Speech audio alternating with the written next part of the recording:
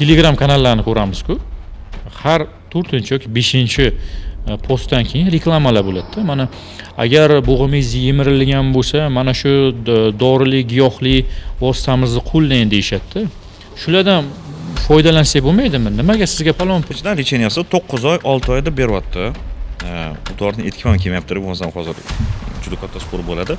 Qanaqa dori tayyorlab shuni qilishar ekan, keyin u bilsa ichida oddiy analgin, Dimetro, mana shunaqa Dexametazon bormi, mana esimda yo'q. Mana bu Instagramlarni, ijtimoiy tarmoqlarni ham ko'ramizda. Men birontasida aniq narsa yo'qda, yana yozib qo'yishadi.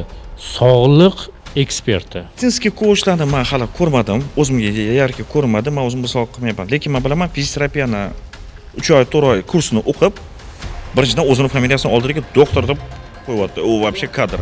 Ko'pida litsenziyasi ham yo'q. Yaqinda mana shu Kunuzda chiqdi. Kosmetologlar ko'rdingizmi shuni yo'qmi? Yo'q. Zo'r chiqdi, Kunuz muxbiri chiqib, mana shunaqa kosmetologiya Instagramda hammasini reklamasini ko'p chiqib telefon qildi.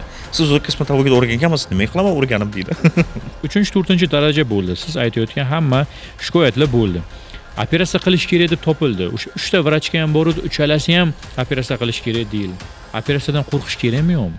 Har bitta operatsiyada shu 5% asorat bor, haqiqatan yotib qolish ehtimoli bor. Bu bor gap.